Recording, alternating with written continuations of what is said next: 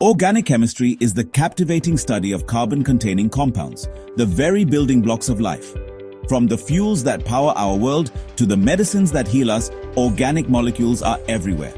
Understanding their behavior is essential for exams like JEE and boards. Think of organic chemistry as a new language. To master it, we must first learn its alphabet, the atoms like carbon, hydrogen, oxygen, and nitrogen. These structures dictate the properties and reactions of organic compounds. In this journey, we'll explore the fundamental concepts that govern the reactions of hydrocarbons. We'll delve into the breaking and forming of bonds, the role of electron movement, and the specific reactions of hydrocarbons. So, fasten your seatbelts and get ready for an exciting ride through the world of organic chemistry.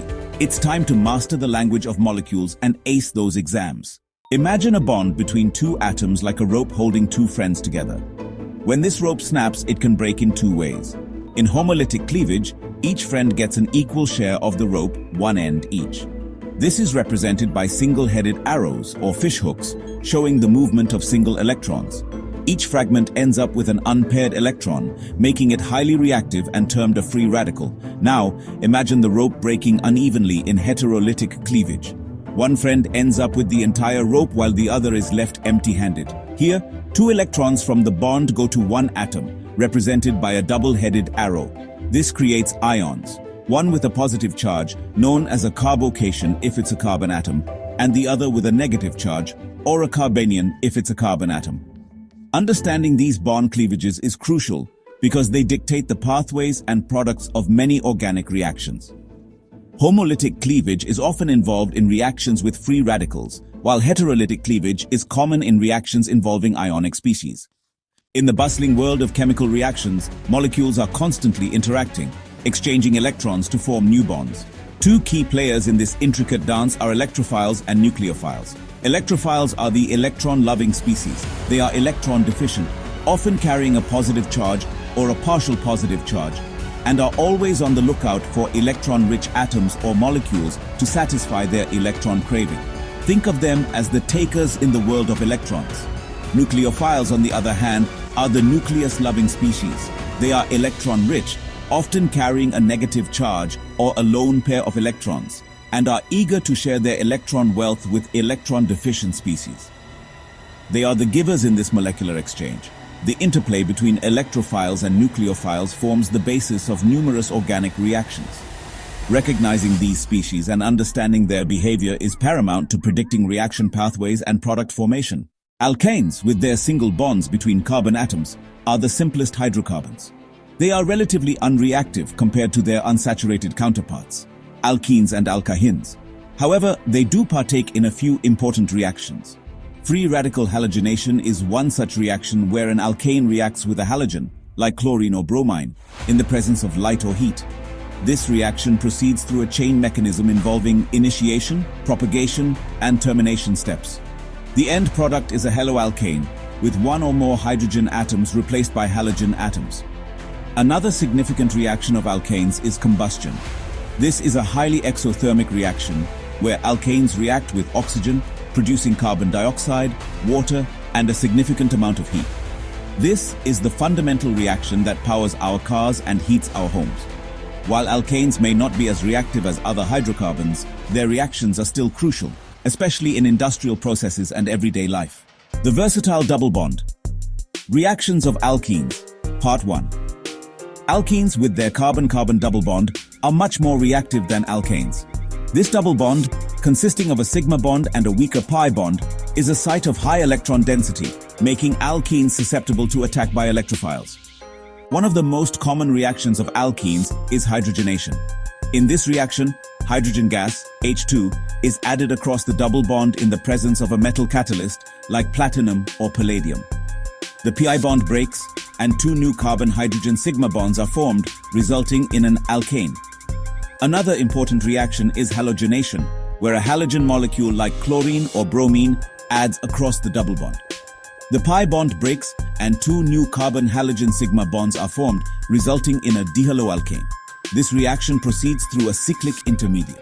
Hydrohalogenation is similar to halogenation, but instead of a halogen molecule, a hydrogen halide like HCl or HBr adds across the double bond. This reaction follows Markovnikov's rule, which states that the hydrogen atom of the hydrogen halide adds to the carbon atom of the double bond that already has the most hydrogen atoms. This results in the formation of a more stable carbocation intermediate. These reactions highlight the reactivity of the double bond in alkenes, making them versatile starting materials for synthesizing a wide range of organic compounds. Now, let's explore the fascinating ozonolysis of alkenes. Ozonolysis is a reaction that cleaves the double bond in alkenes, resulting in the formation of aldehydes or ketones, depending on the structure of the original alkene. This reaction involves the addition of ozone, O3, to the alkene, forming an unstable intermediate called a malozonide, which then rearranges to form an ozonide. Subsequent reductive or oxidative workup breaks down the ozonide into carbonyl compounds. When a reductive workup is used, such as with zinc and acetic acid, aldehydes are typically formed. In contrast, an oxidative workup using hydrogen peroxide leads to the formation of carboxylic acids from the aldehydes. Ozonolysis is a powerful tool in organic chemistry for determining the position of double bonds within complex molecules and for synthesizing various carbonyl compounds from simple alkenes. This reaction showcases the versatility and reactivity of alkenes, making it an essential topic in the study of organic chemistry. Now let's dive into the hydration reaction of alkenes. Alkenes react with water in the presence of an acid catalyst to form alcohols. This reaction is crucial in organic synthesis, as it converts simple alkenes into valuable alcohols. The process follows Markovnikov's rule, where the hydroxyl group, OH, attaches to the more substituted carbon atom, while the hydrogen, H, attaches to the less substituted carbon atom. This reaction is typically catalyzed by acids like sulfuric acid, H2SO4, or phosphoric acid, H3PO4. The mechanism involves the formation of a carbocation intermediate, which is then attacked by a water molecule, followed by deprotonation to yield the final alcohol product. Understanding this reaction is essential for mastering organic chemistry, as it lays the foundation for synthesizing various alcohols from alkenes. Let's master two key alkene reactions. Hydroboration oxidation HBO adds H and OH anti-Markovnikov style. O goes to the less substituted carbon. It's a syn addition, meaning H and OH add to the same side. Boron adds first, then gets replaced by OH. Oxymercuration demercuration, OMDM, adds H and OH Markovnikov style. O goes to the more substituted carbon. No carbocation rearrangements here. Mercury adds, then gets replaced by H. So, remember HBO? Anti-Markovnikov syn. OMDM. Markovnikov, no rearrangements. Got it? Good. Now let's dive into the fascinating world of alkanes, the triple bonded cousins of alkenes. Understanding alkyne reactions is crucial for mastering organic chemistry. First up, hydrogenation. This reaction involves the addition of hydrogen, H2, across the triple bond, turning alkynes into alkanes. You need a metal catalyst like palladium, platinum, or nickel. This process is known as catalytic hydrogenation and results in the complete saturation of the molecule. Next, halogenation. Here, halogens like bromine, Br2, or chlorine, Cl2, add across the triple bond. This reaction typically proceeds via an anti-addition mechanism, resulting in a transdehalide product. Remember, the triple bond turns into a double bond after the first halogen addition, and further halogenation can turn it into a tetrahalide. Finally, hydrohalogenation.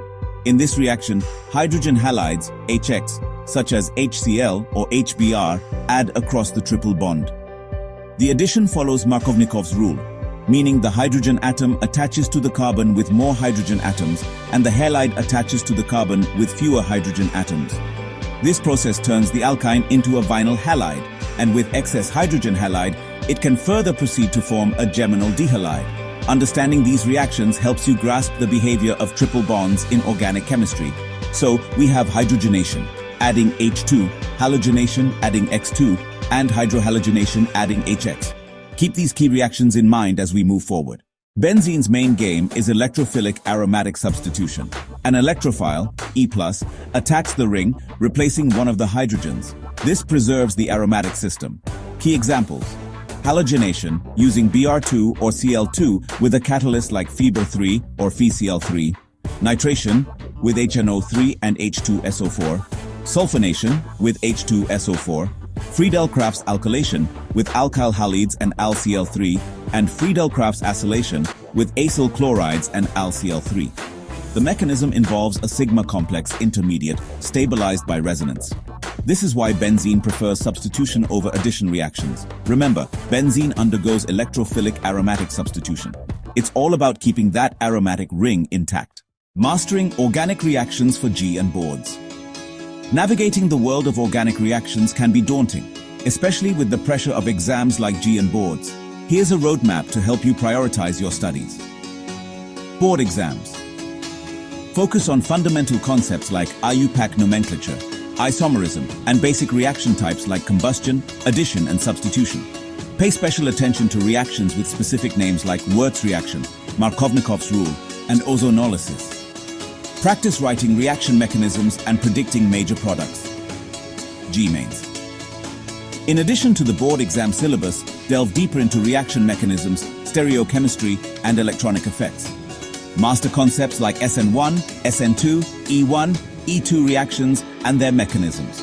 Practice solving conceptual problems and reactions involving multiple steps. Practice solving challenging problems that require analytical thinking and application of multiple concepts. Practice solving challenging problems that require analytical thinking and application of multiple concepts. Remember, consistent practice is key. Work through numerous examples, solve previous year's papers, and don't hesitate to seek clarification on any doubts. Conquering the world of organic chemistry. As we conclude our journey through the fascinating world of organic reactions, remember that understanding the underlying principles is more important than rote memorization. Visualize the molecules, understand the movement of electrons, and practice predicting reaction outcomes. Organic chemistry is not merely a collection of reactions. It's a language, a way of thinking, a tool to understand the world around us. Embrace the challenge, and you'll find yourself not just acing exams, but also developing a deeper appreciation for the elegance and complexity of the molecular world. Subscribe to Unleash Potential for more content.